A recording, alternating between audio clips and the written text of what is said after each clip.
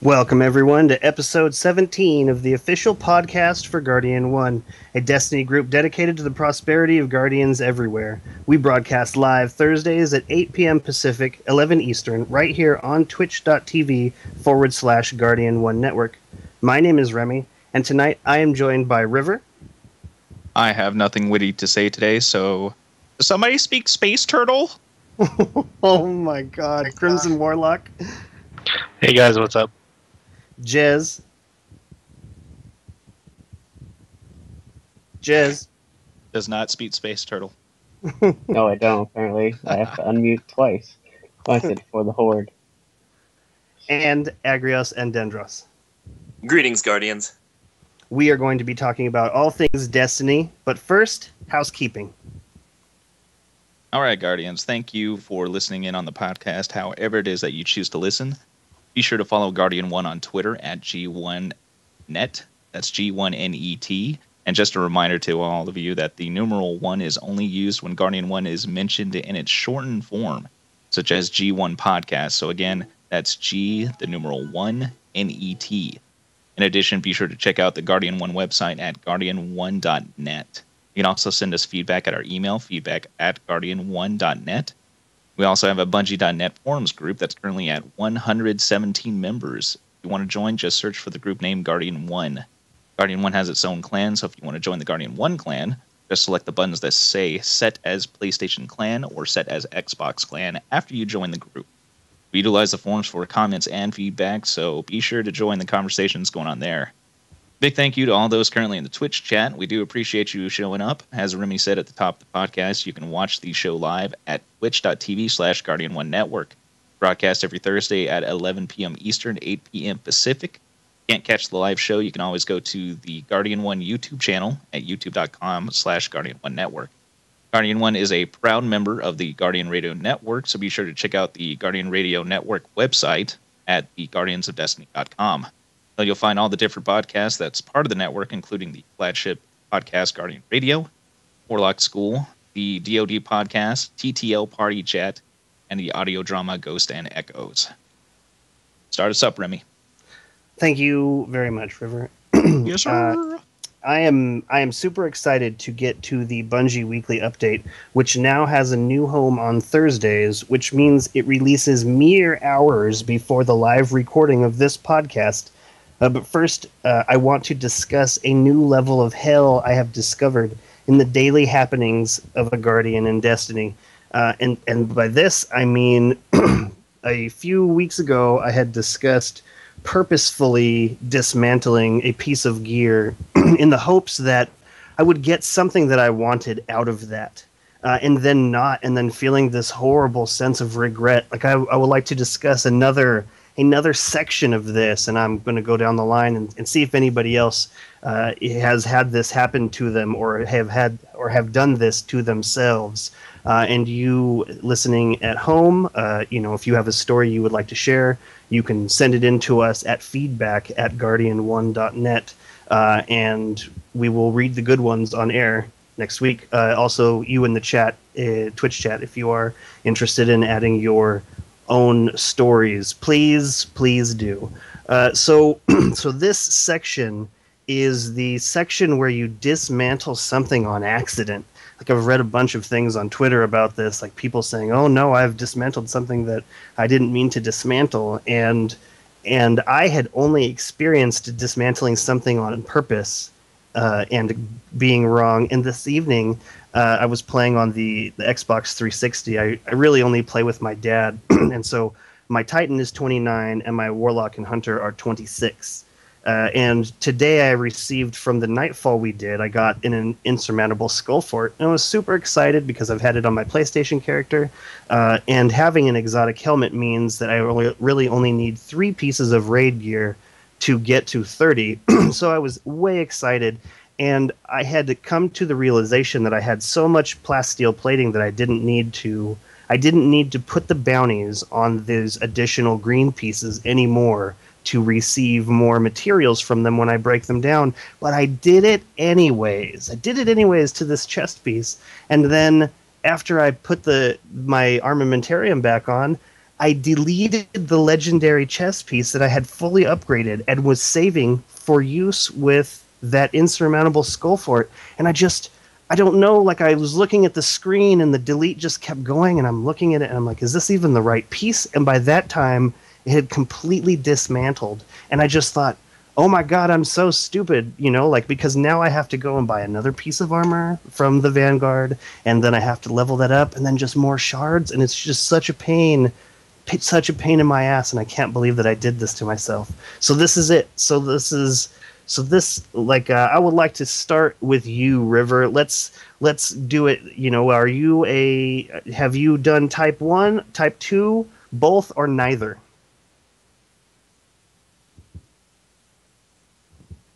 Hello? River stunned him. He went to go take a piss and get a Coke. He's like, well, this is going to be a while. Right. All right, so let's go right to you, Crimson Warlock. Thank you for showing up. So have you made a type 1 mistake, type 2 mistake, both, or neither? So I made a type 2 mistake last week. I went through a normal raid, and got the last 2 pieces of raid gear that I needed to hit 30. Because I had an exotic helmet, so I got my gloves and my chest piece and my boots on my warlock.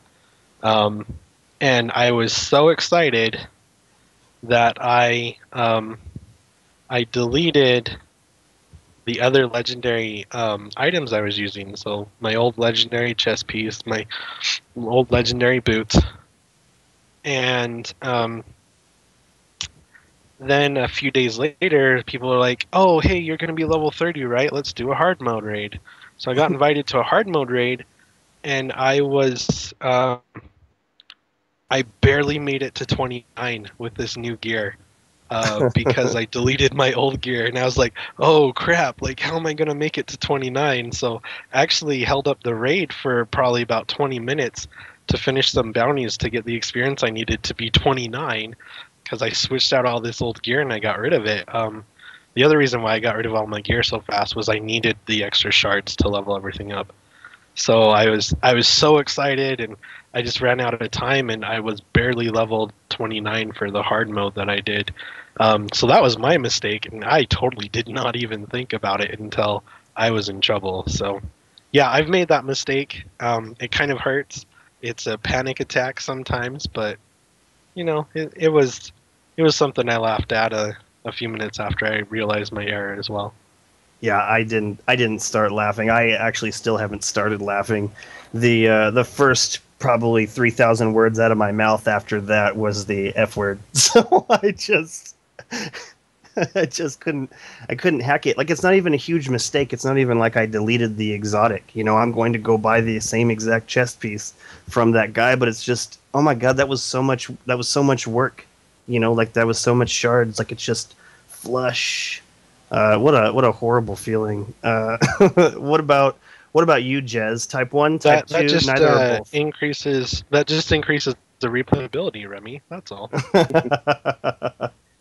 Thanks. You're totally right.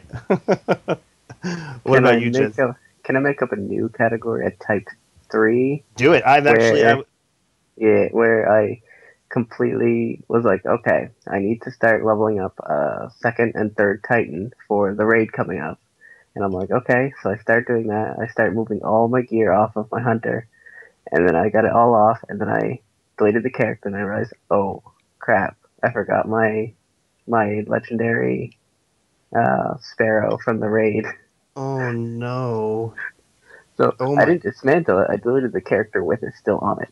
Oh man. Okay, so when I was thinking of deleted my hunter for another Titan spot, I almost did the same exact thing. Like, it was actually one of the things that kept me from doing it. I said, you know what, I know I'm missing something, so maybe I'll delete it tomorrow. And then I was just going about some daily routine, and I thought, oh, I forgot my sparrow or my shader, and sure enough, thank goodness I didn't delete it. That's horrible. I actually just got the time breaker after you took off, Agrios. I ran a raid with some of the people from Resolute, and those guys are cool. Those guys are super cool. Bring shout out. Resolute. Specifically Expat. He's really cool. He's been hanging out in our forums for a while. I've had a chance to chit chat with him on the internet, but I haven't had a chance to play with him, and it was really cool.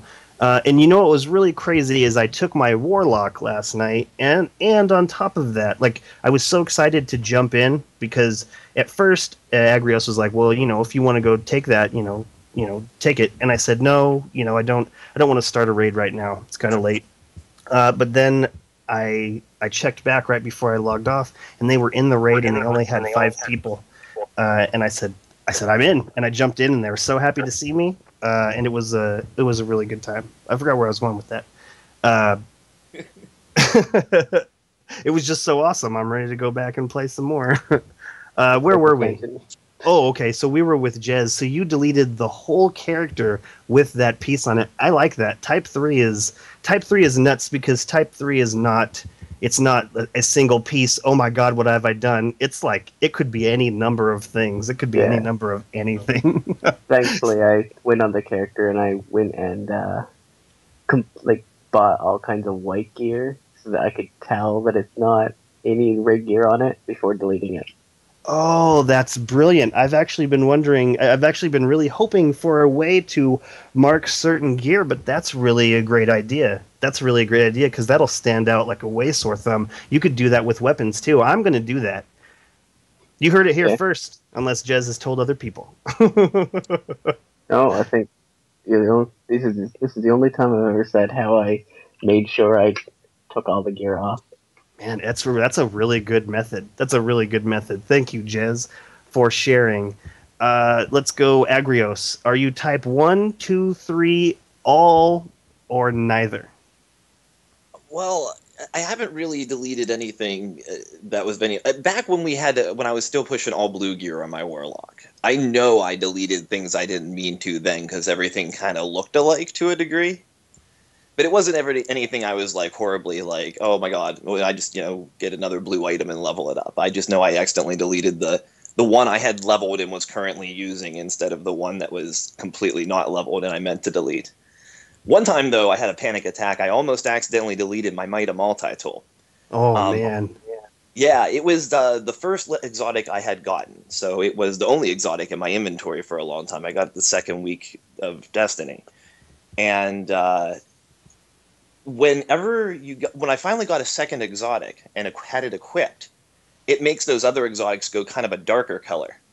Well, it was like near the bottom of my primary weapons, and it was next to a bunch of greens. And like the darker version of the exotic and the green, when you're sleepy and late at night and cleaning out your inventory, was kind of close together. So I just deleted the green, got the bar like halfway up through my Might of Multi-Tool, and was like, why is this green taking so long? And then it was like, oh my God, it had like a panic attack. But that's the closest I ever came to anything like tragic. Until I did Type 1 and Type 2, the closest I had come to this kind of freak out is like I save blue and green weapons that will shoot ammo to pick it up. Like I think that's super handy for anyone to carry. Just it's a single slot to be able to pick up ammo by shooting it. Like that's huge. I mean, I would love to be able to add that ability to one of my pieces of gear so I didn't have to switch to that weapon, but I'm willing to do it. And so what I'll do is I'll delete that one because I'm like, why am I still holding on to this green sniper? Like it doesn't even have an element to it, and I'll just delete it, and out of the corner of my eye I'll just see really quickly shoot to pick up ammo, and then it'll be gone, and I'll think, no, it's not a huge game changer. But it really screws you in clutch moments, like trying to hide underneath that stupid staircase. Yeah, I carry the blue, real nice blue one I found. But yeah, I know what you mean. I've almost deleted that, and I haven't found a blue shotgun with that slide ability yet. So I've got two green shotguns actually floating around with that slide ability on them, and I've almost deleted those a number of times. Gotcha. So River, are you Type 1, 2, 3, all, some, or none? Okay, so what's 1 and 2? Because I missed that 1 and 2 part. Okay, so type 1 is when you delete something on purpose, thinking this is going to be awesome. Type 2 is when you delete something that's awesome, not on purpose, like totally accidentally. You think you're deleting something else. Type 3 is when you delete an entire character that's holding on to something precious. Yeah, I heard that from Jazz. I am the type that has never had an incident. That's it. Wow. I was taking a drink of water right that second because I figured that you'd have some kind of story. But now that I'm thinking about it, it makes sense that you I'm very meticulous. Very, very meticulous. Well, that's good. That's good. Yeah. I'm very proud of you, River. Nice round of applause for River. Thank you. You guys just need to be more careful. I look upon you with disdain. Does anyone else here feel like let down when you get an exotic and it's like, oh my god, this is the most amazing thing, and then like within 4 or 5 days you get that same exact exotic?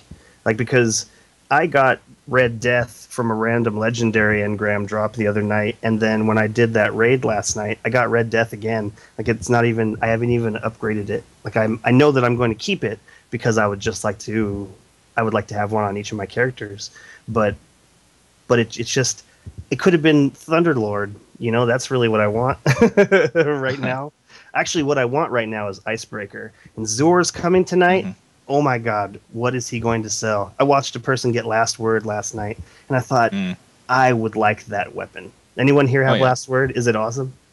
I have it, but I haven't maxed it out yet, so I haven't really used it at its full potential. Yeah. Is it fun, though? It looks like it's fun. Well, I still haven't really used it. I've been leveling up just from bounties, but that's it. Yeah, gotcha. Now, Last Word is the full auto one, right? Yeah. It's not full auto. It's fire as fast as you pull the trigger, right? Yeah, it says that, but you can just hold it and it will keep firing.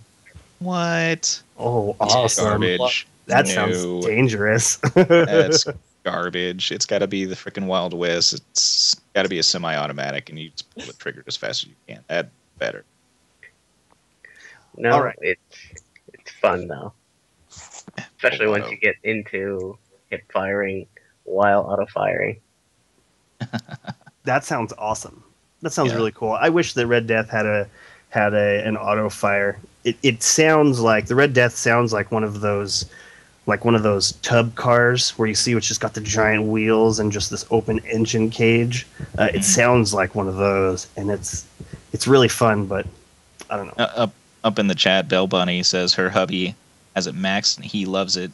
And right below that, Shusky says, I have the Last Word maxed out. 80. So apparently it's very divisive, whatever.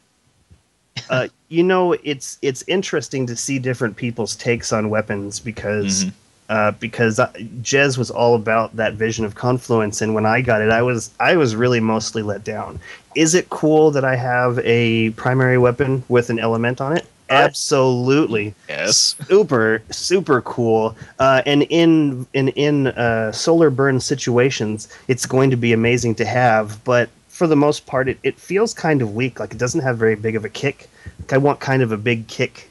It just kind of is very, I don't know, very soft, very just slipping bullets out the front. I don't even know. But to hear somebody say that, like, a lot of people are very excited about the Last Word. A lot of people are really looking forward to it and enjoy it. So that's I forgot where I was going with this too. It was a really good point. Anyways, so last night in the raid, I was so excited to jump in that I didn't grab any of my good gear. Like, I have I always take Corrective Measure, I always take Predith's Revenge, and I always take Shadow Price. I love Shadow Price. I can never remember its name for some reason. And then I think Price is right, and that's not right. But I didn't. So I took in a sub-leveled Vision of Confluence. That was the best weapon I had. It wasn't all the way up. The Found Verdict, which was also not leveled all the way up. And what did I bring in final? I think it was Truth I brought in. And that wasn't leveled up all the way either. No, I don't think it was truth. I don't remember what it was, but it wasn't awesome. I went in as a warlock and sub-leveled, and I still went through it well. So I feel like I'm doing really good with the raid, and I'm looking forward to the hard raid whenever that gets here. But yeah. So why don't we move on to this? Is super exciting. It's so exciting to be able to have this Bungie Weekly update showing up right before our show. Like it's always Yeah. we have this show and we talk about everything that's happened in the week, and then the next day is all this juicy information. And there is amazing information in this one. So why don't we throw it to Agrios, and why don't you go through it, and we'll either interrupt you rudely and talk about it right that second, or everybody just pick a topic you'd like to further conversate on when he's done. Agrios, take it away. All right, sounds good. I think I can facilitate the interruptions.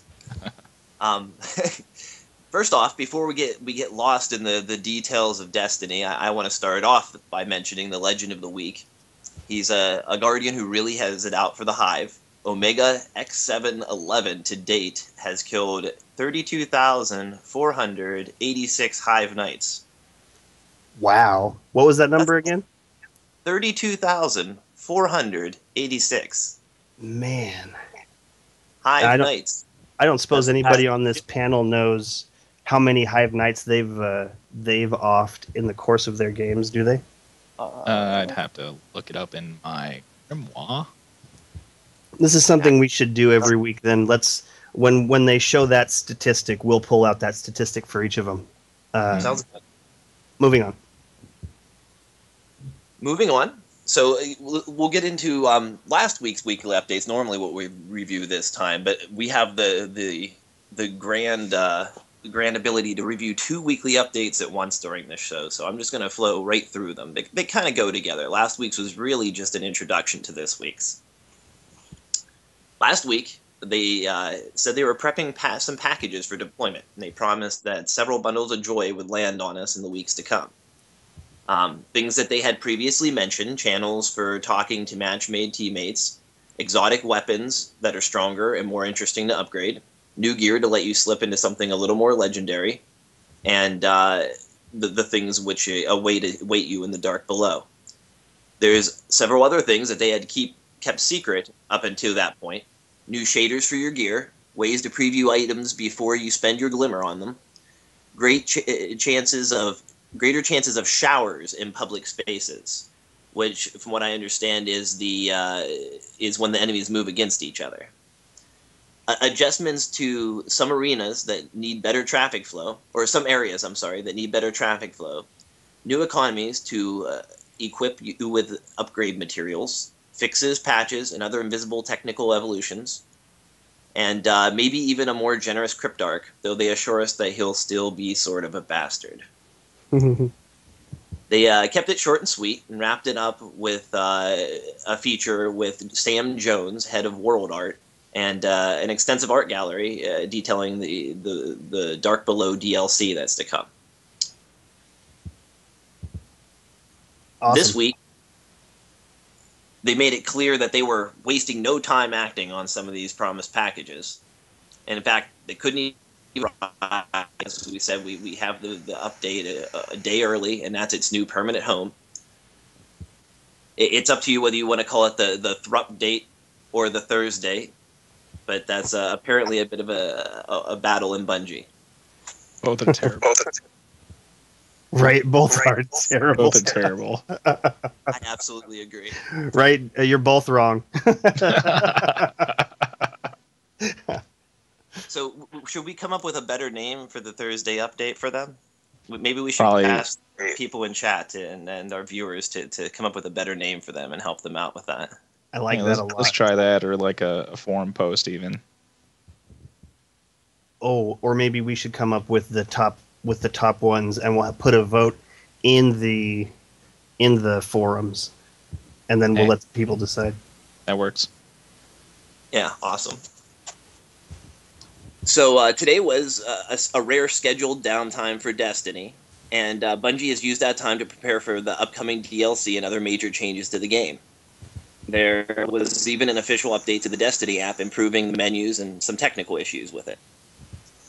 The first of these packages they dropped on us was involving the Iron Banner 2.0. They say that if the next Destiny updates stick their landing, we'll light his shield again very soon. You'll be invited to approach his altar of war and glory by the end of next week, if all goes well. So that's a pretty clear sign that if they usually don't say anything if they're not pretty confident it's going to happen. So from the sounds of it, we're going to have Iron Banner next week. Very cool. Is anyone here excited about that? Anyone here just waiting to pick up some of that Iron Banner gear or get into that? Because I know that they said that people who are within 3 levels of each other will be able to be competitive. And that means that if you're, 27, you're just... So is it 27 that it's on the cusp of for 30? So is it 30, 29, and 28? Or within 3 going down to 27? Or maybe we should just talk about this when you get there. Well, I'll be getting there shortly. This is just one tiny point in the list there, but I think effectively, this might be nutshelling a little too much, but I think effectively they're condensing it into levels are like groups of 3. Like you don't really have particular bonuses for people only 2 levels above you or 2 levels below you as far as your interactivity with them. Mm-hmm. Or I guess just 1 level above you and 1 level below you. I don't know, 3 levels. No, it says within 3 levels, so yeah. And then beyond that is when you're going to notice the real change. It's kind of like in Destiny when they show that picture with Deej with the question marks above his head in combat there. When you go to fight a question mark enemy, it's not just that you do little damage to them. You actually hit some sort of wall where you don't do any damage to them. They're literally immune to your damage. And I think it's a mechanism similar to that once you get within a certain level range of that person, then it starts the normal interaction, so to speak. And this is kind of the way I assumed that it was going to work to begin with. Like, I figured that or 29, whatever I was at, or even 27 maybe the first time when it came out, I was afraid to go in there because I figured that exactly what they're describing here was what was going to happen. Like, I was going to see people 2 or 3 levels higher than me, and it was going to be over. Like I wasn't going to stand a chance. And this is exciting because this will give people a way of an actual representation of your badassery within Destiny. If you're a level 30 and this level 27 comes up, you're probably going to mop the floor with them.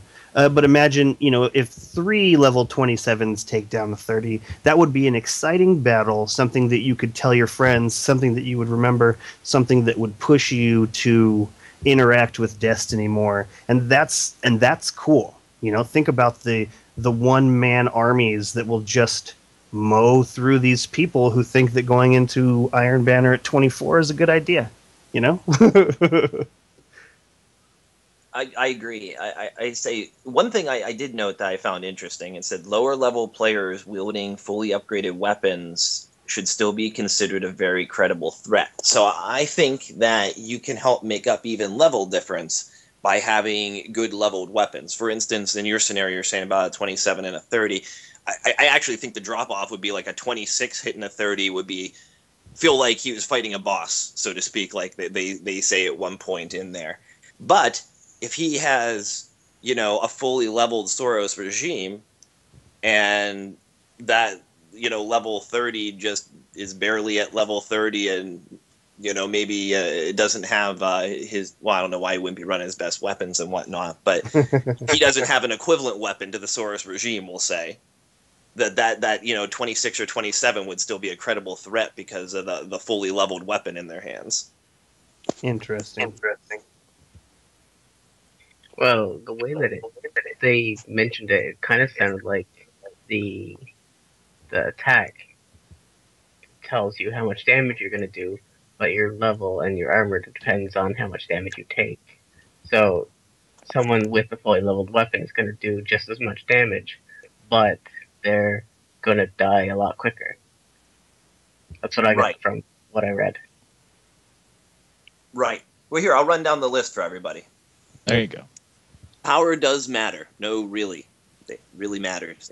They're promising you it matters this time. Oh, only players level 20 and above can lead a fire team. Players below level 20 can accompany more powerful friends. Players within 3 levels can be competitive with each other.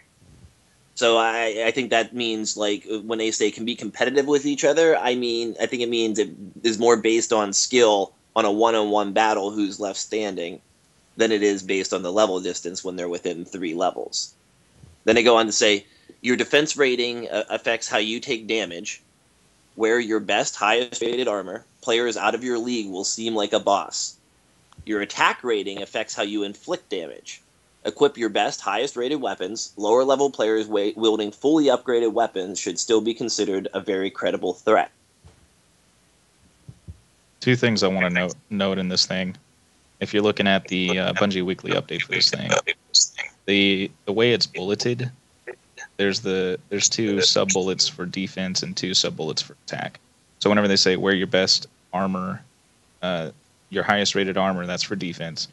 Whenever they're talking about players out of your league will seem like a boss, that's also listed under defense. So it looks like if you're fighting somebody that has a higher, that's out of your league, they're just going to seem like a bullet sponge. I think I just wanted to clarify that for people listening.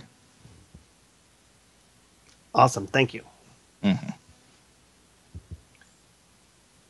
Those are the main changes to the actual interaction in the Iron Banner as far as the weapons go. Those are the details they gave us. Though there's been a number of other changes to the reputation as well. Lord Saladin now... Go ahead. No, that was it. Lord Saladin now has 5 ranks to obtain through victory. Your previous Iron Banner rank has been preserved. The Tempered buff is a 12-hour boost in reputation gains. Activate Tempered later during the event to catch up faster. So I think this is interesting. They've given us just a little bit more detail on the Tempered aspect. Do you think that you only get 1 Tempered buff to use for 12 hours on each of your characters for the entire event?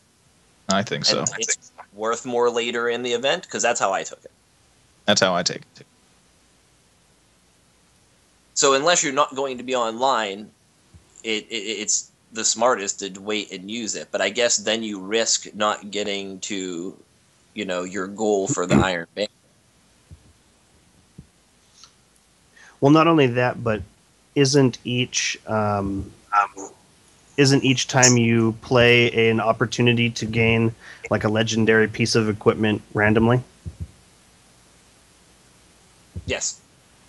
Okay, yeah. So somebody who plays 500 games over the course of the week may only get the same experience as the person who only played 50 games on the last day, but they had 450 more chances to get all that legendary gear. So I definitely see, I think that this is a really very interesting setup, a very interesting thing that they're doing. And I'm excited to check it out. I want to put together a team of people who want to go crucibling. Let's crucible. It'll be interesting to see how much the reputation gains are from it in the beginning of the week and how that progresses throughout the week as far as your timing goes as when to use it. Because I feel like if you were to use it early in the event, it feels to me like I was just wasting it at that point. So I guess timing it so that you make use of it before you hit level 5, but not waiting so long that you come close to not, crossing the level 5 mark during the week or something along those lines. I don't know. I wonder how it will break down, and I look forward to Dato's explanation. I look forward to Dato's video. He's going to have numbers. I like numbers. And I got a Shusky down in the chat saying you don't get armor randomly, you can only get weapons random. And armor must be bought. Is there any truth to that? I'm not personally sure because I actually stayed away from the Iron Banner last time.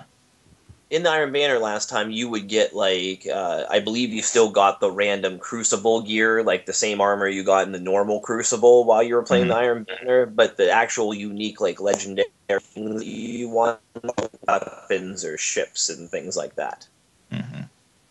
Interesting.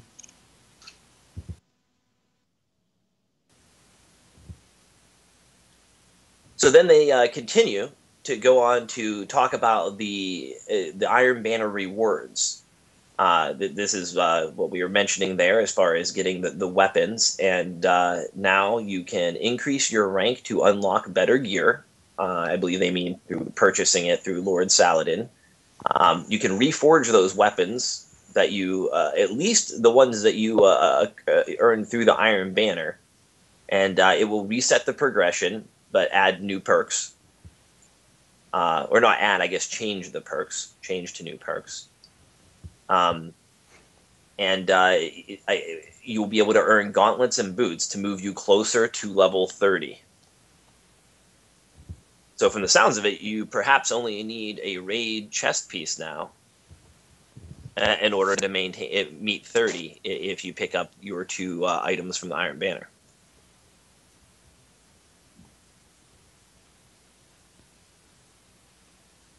Well, most likely, yeah. Well, you also need an exotic too, right? Well, you can have all raid gear right. and hit level 30. Yeah, but he was saying that you need, like... You'd have to wear an exotic helmet. Yeah, you need an exotic helmet, the 2 pieces from this, and the raid chest piece. Right. Then they go on to say quitters never win. But clearly they're going to try to reward them a little bit. Reputation gains are only awarded to winners. Defeat grants a token to be redeemed in after a future win. You can carry up to 5 iron medallions at any time. Partial reputation gains are earned instantly upon victory. So as long as you win 1 in every 6 matches, approximately, you'll at least get a good chunk of reputation for all of your losses. I wonder what the breakdown is, the difference. Well, it could be anything. I mean, it could be 50%. Well, no, it's probably more than 50%. It could be like 75% or something. In the original statement, they actually said reputation nearly equal to a win. 75% sounds nearly equal.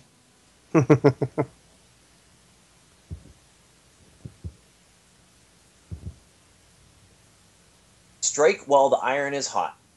That's the last thing they had to say about the Iron Banner, because after this event, your reputation will be reset. Like any competitive activity, each new event is a chance to regain your standing. And then they go on to promise that you might get 24 hours notice before the Iron Banner returns, but only maybe. What would that provide people? Just the ability to know that tune in the next day for the Iron Banner, I suppose. Gotcha. The next part of the weekly update goes on to talk about a feature that many have been looking forward to, voice chat. Bungie mentions that it's no secret that a team who communicates with each other tends to win with each other, and acknowledges that with the new Iron Banner coming, that this communication will be even more important. On Monday, November 17th, they'll be delivering the first of several Destiny updates scheduled for this month. This one will contain a beta test for a new feature that'll let you access a voice channel shared by the players you meet during matchmaking. To protect the immersive experience of exploring the WoW, their philosophies for in-game chat rely heavily on the notion of consent. Bungie design lead Emmy Chung said that we believe that requiring players to opt into chat channels leads to more friendly environments. After Destiny Update 1.0.3, players will be able to toggle between Fire Team and Strike Team chats. Using the D-pad after they select their ghost, they'll be able to opt in to communicating with anybody else that's been match made with them on those strikes. There will also be an option in settings to automatically join the group chat when running solo. Are you guys excited for the chat? That is a very good question. I want to say yes, but at the same time, there's a reason why it wasn't included in the beginning. And when I think about it, I've really been enjoying not talking to people in the middle of strikes. Like I can just hop in and get this done with two other people who chose the same goal. And so I might use it at some point, but it's not something that I'm going to be, maybe in the tower. You know, what would be really cool is if I could just walk up, just like if somebody is standing there and they're looking for somebody to raid with, I would like to be able to walk over to them and say hello. Like I would like to be able to not have to go to my dashboard to check a message. It doesn't really show up for a couple of seconds to look for it. So it really depends on implementation. As long as I don't have to hear anybody that I wasn't hearing before, unless I toggle in, then I'll be totally cool with it. And I'm certain that that's what's going on, because why would they change that in that way? You know? What about you, River? Are you excited about this? He's very excited about this. Crimson Warlock, is this something that you will use? I think about the only place I'll use it in PvP, to be honest, because I usually don't have a bunch of friends when I'm PvPing. But like when I'm raiding, I have a group that I know, people that I know. Strikes, you don't really need the communication because you should know them by now, kind of a thing. So I think I'd only really use it in PvP. So excited to see how well it works, but honestly, I could care less. But that's because I'm lucky enough to have enough friends to play with usually. Man, you're totally right about PvP. That's really going to change the game. I would be interested in seeing the metrics of, I don't even know, how would you measure that? Like, I wonder if there's a way for them to tell who has opted into this and whether or not those people were more likely to live or die compared to, previously. Because I know that when I jump into a team and I'm hearing people talk, they can tell me information that I'm not looking at. There's somebody right around the corner, and he's just stay where you are. Like, this changes the game on a huge level. Something that probably should have been opted in from the beginning. I'm curious to know if this is something that Bungie never planned on. Like in studio, did they say, all right, so we're just not going to have this type of chat because it ruins people's day sometimes. And then they saw the community up in arms about it, and they said, I guess we're adding in that chat. Or if this is something that was on a list of things that they just were like, well, we'll tackle this when people freak out about it. What about you, Jez? Are you excited about this chat? Well, Chat on? the problem with it is that I don't plug my headphones or my mic into my console. They're always plugged into my computer, and I just put all the audio through my computer. So that's why I can talk on like TeamSpeak and still hear the game. But it would, in order for me to use it, I would have to actually plug it into the console, and that would cut me off from everyone on TeamSpeak. So I probably will never use it. I might opt in to hear people, but I will never talk on it. Interesting. River, what about you? Still super excited about it, I see. What about you, Agrios? Is this something that you are going to use often? I'll probably change my setting to automatically go into TeamSpeak when I'm solo, unless I'm in a particularly antisocial mood for some reason. I might not always communicate with the people there, depending on how they're acting. I might just stay silent and hear what's going on. But just like in PvP, you can get some strategic information from hearing that.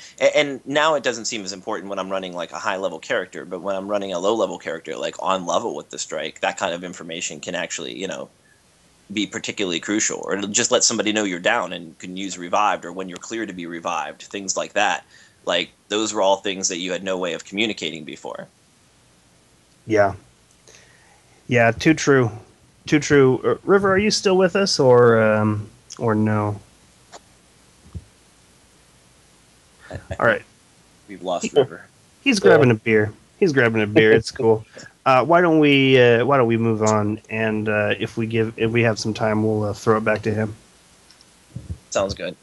Well, they wrap up this weekly update talking about they have some tricks up their sleeves yet. They promised that next week they'll let slip something they've been keeping secret. And it seems to be a special surprise is in store for Guardians who've purchased the DLC expansion pass separately or as part of a limited edition set. They go on to say that early next week, the information we're guarding will fly through the air with the greatest of ease. When it lands, we want there to be no doubt that this is for you and that you'll have a chance to enjoy it first. And accompanied with an image of a sparrow trick being performed and a flame type emblem. Interesting. Very interesting. What do you think it is? Who's going to say it first?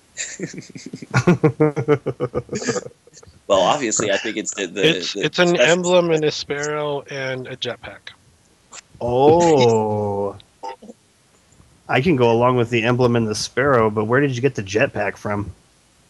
I don't know. It looks like a Titan, so I was like a jetpack. Wouldn't it be crazy if they implemented some kind of like a trick system? Because that's what it looks like he's doing here. It looks like he's jumped off of some kind of obstacle and is doing like, I don't know, like a BMX trick. Well, I've been waiting to run by someone in old Russia playing in the half pipe, but I've yet to see it. Are you ever that person? I don't have a fast enough speeder to really enjoy it yet, so no. Oh, have you not had a chance to purchase any of those Vanguard bikes? I'm waiting for a Void one. A Void one hasn't shown up for like 3 weeks. I have an Emerald one, but I'm waiting to use that with the green one from the Crucible, and I'm just not quite linked through yet. Gotcha. I'm actually trying to get the purple one to put on the green speeder from the Crucible. I got the green one and I put it on the white speeder from the Vanguard. Cool. Yeah, I'm just opposite. So green's gonna go with green, and Void's gonna go with the white one as soon as the Void one shows up again. Well, you may have a new decision to make here, according to this surprise. If you're one of the lucky expansion pass holders, you might be getting something that will trump either of those decisions for you. I mean, we saw some sparrows back around Halloween. We thought they were going to be Halloween special sparrows that they uncovered, and to me, it seems obvious that they're leading toward those, and those all had a special trick function on them. You can release the stabilizing coils or something like that, I believe, which would facilitate doing tricks in midair. Interesting. I like it. I completely forgot what I was going to say. I was waiting for a space. Oh yeah, the sentence that paragraph is a little bit tricky though, because it seems like the way they word it is people that got the expansion pass with their copy, or people that bought it separately, or even the people that haven't got the expansion yet will be able to play this. They make it sound like everyone will get to play it, but they just wanted to throw in, hey, there's an expansion. I think there's going to be early exclusivity for the people for the expansion passes, the way it sounds to me. Because the very last thing is we wanted to make sure that you get to try it first. Yeah, that's quite possible, actually. So that's what I'm leaning toward, is that they will all have access to these first, and then whatever their next little date that things become non-exclusive for people, maybe. And that was it the spring that the Xbox people get it's the initial exclusives? No, I believe that's still like fall or something. Fall? It was like a year away. Does anybody know when the exclusivity on the Sparrow from GameStop ends? January. January. So perhaps maybe that's when these ones will only be exclusive for the DLC pass holders until. Yeah, a good month is, or almost a month is probably a good time. So Belle Bunny says she is hoping, if I'm reading this correctly, that this means sparrow racing. And if that's what you meant, then I am totally in. If that's not what you meant, I meant sparrow racing. Fingers crossed. There was an image going around before the game came out. Like someone did a mock-up of like it almost looked like the sports logos. It was like a sparrow and had like a red top and a blue bottom or something like that. It looked very much like a sports logo, and this kind of looks like one of those, but slightly different. Because Those really, ones that are throwing around sparrow. I want so badly to have sparrow racing. Like I want there to be an activity in Destiny that does not involve shooting. And I've been really working on my sparrow chops as far as like cutting really sharp corners. Like I absolutely love the feel of the sparrow, and going back and driving like a mongoose or even a warthog feels so archaic. and just the maneuvers that you can do in these sparrows is so fun, and I'm really looking forward to a point in time. You know what though? But I keep wondering what is Destiny not? Like I think that if we ever have Deej on the show, I'm going to see if I can get him to tell me what Destiny will never be. Because we already know that we don't know what Destiny will be. What I'm curious to know is what will Destiny never be. And I will accept it if there will never be sparrow racing because it doesn't fit into the world. You know, okay, you want to keep certain things in a certain light, and you don't want them to be like, well, how would that even fit? Why aren't you out shooting some hive? You know, the fallen are crawling or crawling. The fallen are clawing at the walls. Like, what are you doing sparrow racing? But I think that it would be amazingly fun. And Belle's saying that she's looking to set up some sparrow racing. And I've been looking for a way to do this without a private match, but everything just involves so much rigmarole that I can't even imagine. Like, if we could get 6 people to go to the surface, and I know that you can do this on Venus when you're going to the Vault of Glass, and that's the only place that I can see that you would be able to do it. You'd only be able to get 6 people to the planet's surface, so you could race, 4? You could race 4 people at a time by having one person waiting at the starting gate and one person at the beginning. Like that would be really cool. But yeah, I just want in-game sparrow racing. Like I want a rank. I want to put a ton of time into sparrow racing. That seems like the funnest thing that's not shooting enemies with my weapon. You know. Also, soon the moon. This is true. Also, soon the moon, but not soon enough. You know, like. Well, I guess it's only a month away, isn't it? Less than that. Man. That's still too far, though. Does anybody else here want sparrow racing? Anybody else think that would be cool? River, are you interested in sparrow racing? River loves sparrow racing.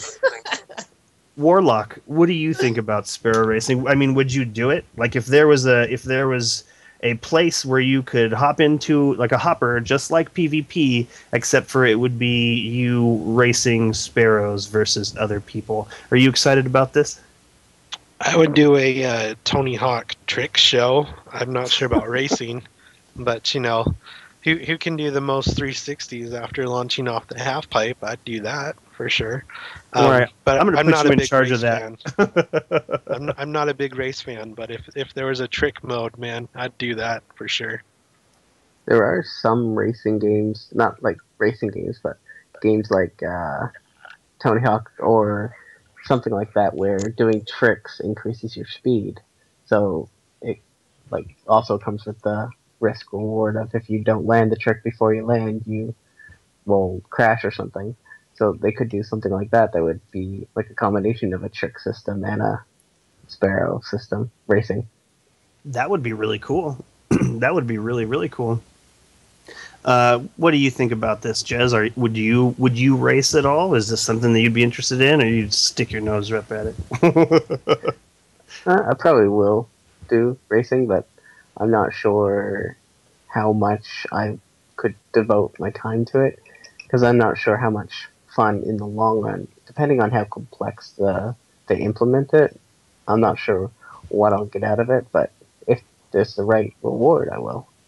Well, I mean, does it sound like fun? Would you do it just because, or does there need to be a piece of cheese at the end?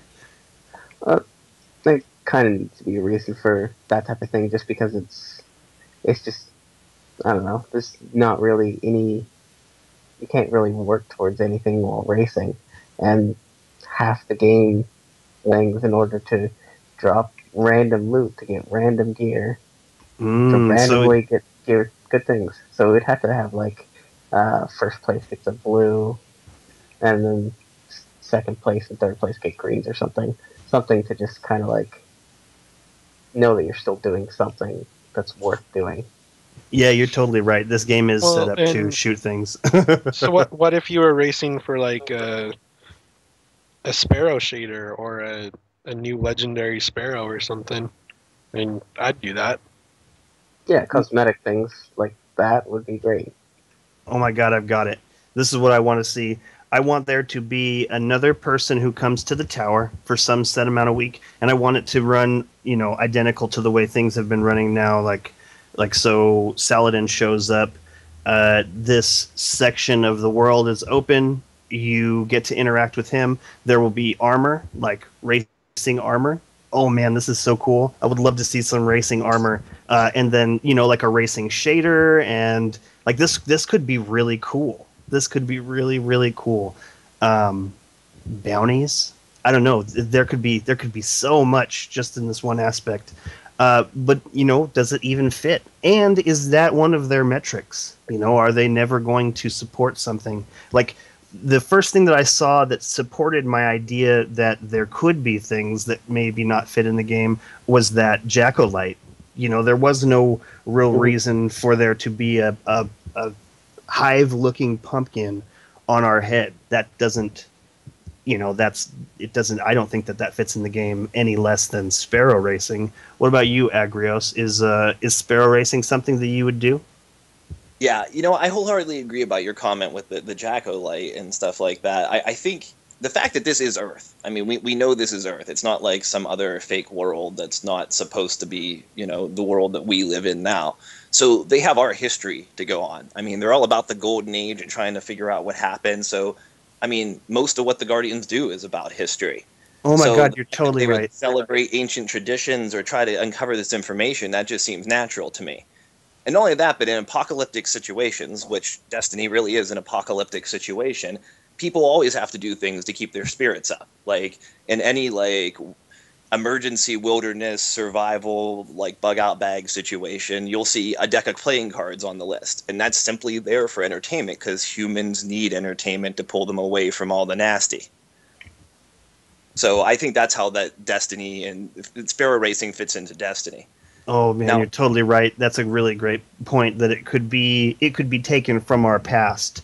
Like this is something that humanity has done previously, and we're keeping this alive because it's fun. Because we are humans, and some of us are Awoken and Exos. But we hang out with humans. All of those Exos and and Awoken are hanging out with these people who had this history on this planet. And that's a really great thing. What else were you gonna say? Well, I think.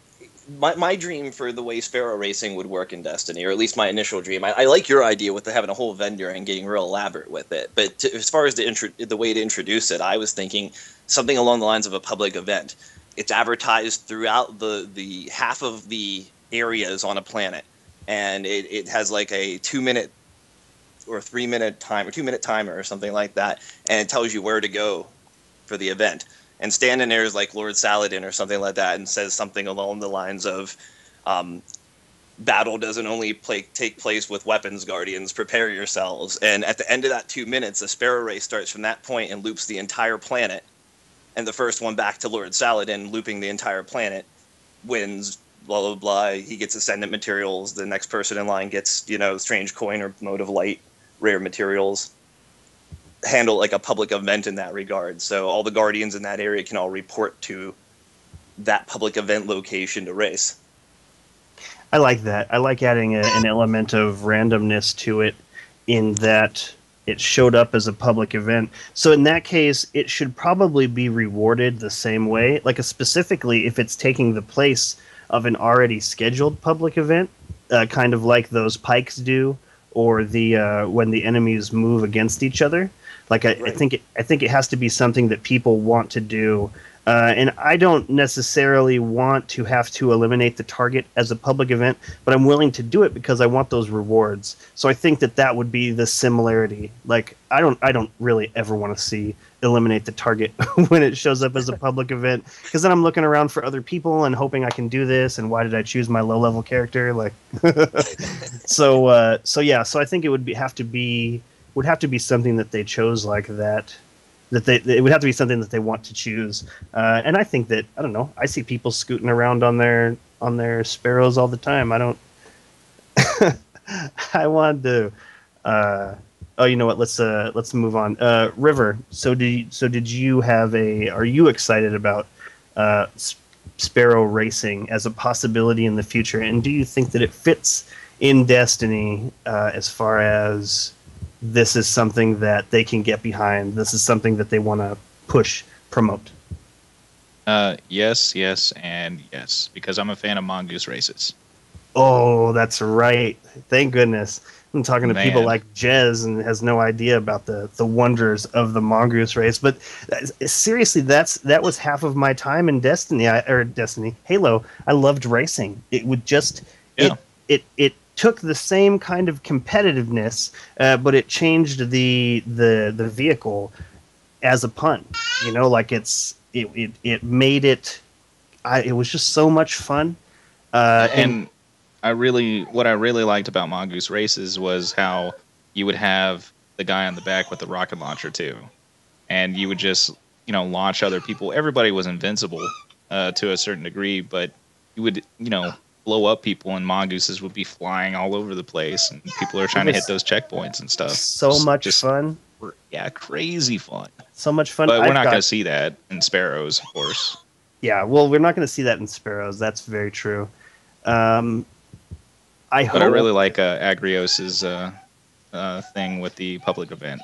I really favor that. That sounds great. So you would be excited about public event, and then you have to pull up to like a starting line, and then it. Well, I would think that they would like spawn you there. Like once you hit the area where you would accept the public event, that they would just spawn you on your sparrow at like a starting point or something, and then you would go on hitting those waypoints.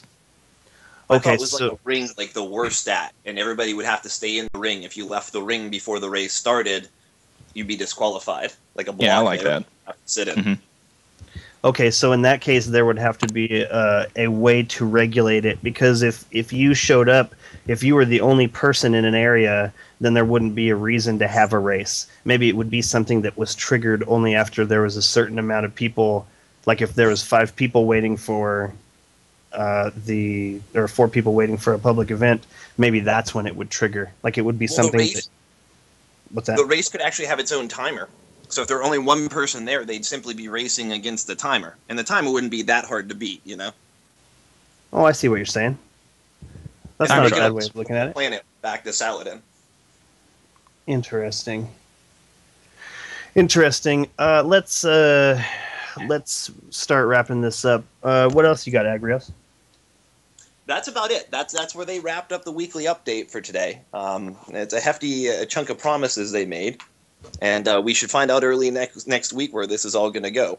They made it clear several different times that all this depended on if the next Destiny update stuck. So I would imagine they're still waiting on final approval from Sony for that to land. Awesome. Well, cool. Well, then that is our show. That is episode 17. Thank you very much for listening. Let us do some shout outs. Agrios, what do you got? I'd like to thank RNGesus for blessing me this week. He saw fit within the past 48 hours to turn a blue chest engram and blue boots into legendary chest piece and legendary boots for my Titan, as well as changing my legendary chest engram into an armamentarium for me. Awesome. Awesome. Great shout out. Jez. I'm not sure. I've run out because I can't say Eris again because that would be a little on the nose. Thanks to everyone watching. I like it. And you know what? You can thank Eris as many times as you want. I'm not gonna give you hassle for it. Crimson Warlock. I'm going to thank RNGesus as well for my raid gear that I got for my Titan, because I'd really like to have another 30 before the expansion comes out. So shout out to that. I like it. River. Shout out to Bell Bunny for helping me complete the raid finally. Oh, you completed the raid. Did you get anything good? Yeah, I sure did. I got the what is it? White Chatter. Oh, Chatter White, yeah. Oh, Chatter White, yeah, that's one. Awesome. You didn't get any armor or weapons? No, not really. But hey, it's a shader I didn't have previously, and I'm happy with that. Yeah, that's very cool. And I completed the raid Next finally, one. and that was awesome. I'm looking forward to getting an Xbox One here, hopefully soon, so I can start playing Destiny with you, River. Like I sometimes think about the people who I'd like to play Destiny with, and some of them are on Xbox One, and that's troublesome. Yeah. Mm-hmm. And actually, Remy and Ska from Warlock School said that they're getting an Xbox One probably within the week, so I'm pretty excited to hear from them. Start playing with some other fools from the other podcast. Crazy. That's awesome. That's very nice. Okay, what's that? Oh, You drafted yourself. Right? Oh, excuse me.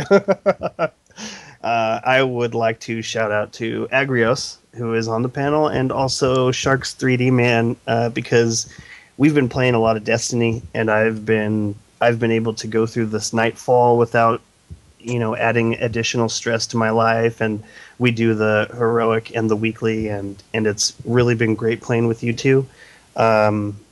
And also, oh my God, Agrios, that Sharks. I wanted to mention this on air because it was funny. Agrios showed up on a pike somewhere where there wasn't necessarily a pike around. And Sharks goes, "Where did you get that pike?" And without missing a beat, Agrios says, "Oh, this is my new pike. You didn't get one too." It was like talking about as if he had gotten one and that he could just pull it up at his leisure. And just hearing Sharks' response was like indignant. It was like, "What? Why didn't I get my pike?" And then he said, "Well, you're lying to me."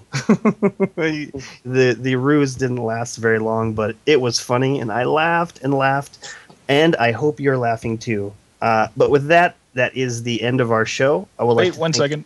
Uh-oh. Hey, 1 second. I just want to put out there the folks who helped me complete the raid, because I was trying to look for that information earlier, and I just wasn't fast enough. So we got Bell Bunny, Kanga Fool, Fat Mutt, Chusky, and 607. All you guys, I love you.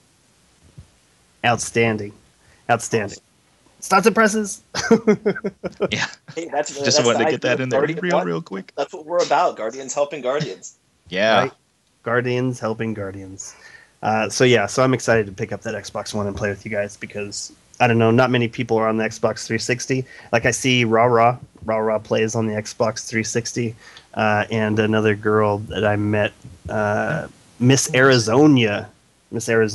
She was running around in Forgotten Shore, and then she would point to where a chest was. And because we don't have any voice chat, like I've been doing this where I will run to an area and I will point, and anybody in the area who can come over and get to the chest that I was just pointing at. And I thought that's what she was doing, and I ran over and we played for a while, and it was really cool. It was really added it to my friends list. And at some point, I'm going to ask her to raid with me. Maybe we'll get Raw in there too. Not many people on the Xbox 360. A couple. I think from Steve Doggin's on there too, right? Yeah, totally. He jumped into one of my games once and really helped me out. But if I had known that he was going to hop in, I would have done the next level up. Nice. But yeah, so that is our show. I would like to thank everyone listening for tuning in.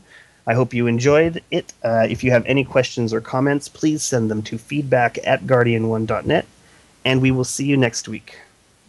Goodbye.